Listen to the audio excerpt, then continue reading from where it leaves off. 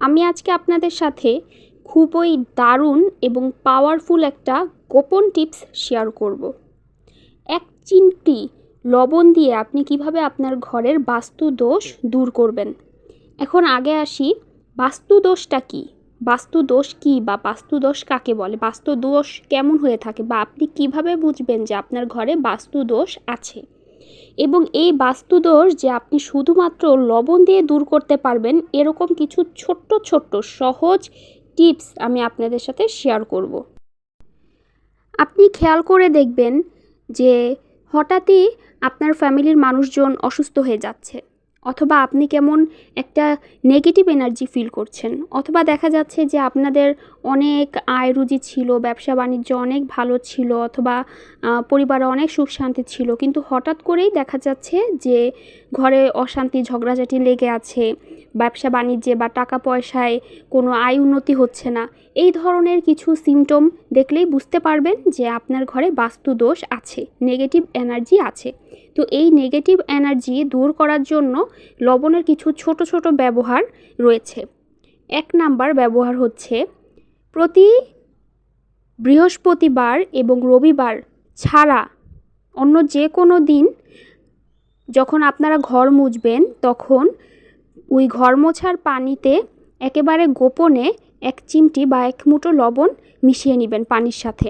এটা যেন কেউ জানতে না পারে, দেখতেও না পারে, একেবারে গোপনে। তারপর সেই পানিটা দিয়ে পুরো ঘর মুছবেন। এতে করে ঘরে থাকা নেগেটিভ এনার্জি, বাস্তু দোষগুলো কেটে যায়, এবং সেই ঘর মোছার পানি বাথরুমের কমোডে, চেষ্টা করবেন কমোডে বা বেসিংয়ে ফেলে দিতে, অন্য কোনো জায়গায় বা বাড়ির কোনো আশেপাশে যেন এই পানি পড়ে না থাকে। আর আরেকটি কথা হচ্ছে যে লবণই বা কেন বাস্তু দোষ দূর করতে পারে, কারণ হচ্ছে লবণ খুবই পাওয়ারফুল। লবণ নেগেটিভ এনার্জি শোষণ করতে পারে এবং এটা খুবই পাওয়ারফুল।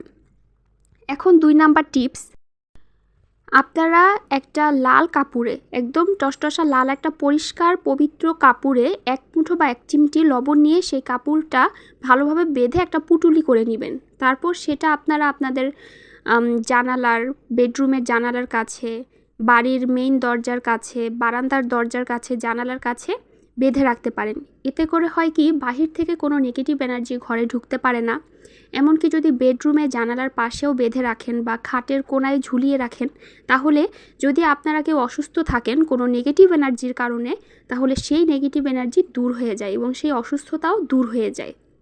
যদি কোনো ছোট বাচ্চা দেখা গেল যে হঠাৎ নেগেটিভ এনার্জির জন্য অসুস্থ হয়ে গেছে, সেই ছোট বাচ্চাটার যেই খাটে শুয়ে থাকে সেই খাটের এক পাশে এইভাবে লাল কাপড়ে লবণ পুঁটুলি বেঁধে ঝুলিয়ে দিতে পারেন। 3 নাম্বার টিপস হচ্ছে, ঘরে যেসব বাচ্চারা বা যারা নেগেটিভ এনার্জির কারণে অসুস্থ হয়ে পড়েন, তারা চাইলে গোসলের পানির সাথে 1 মুঠো লবণ মিশিয়ে সপ্তাহে 1 দিন গোসল করতে পারেন।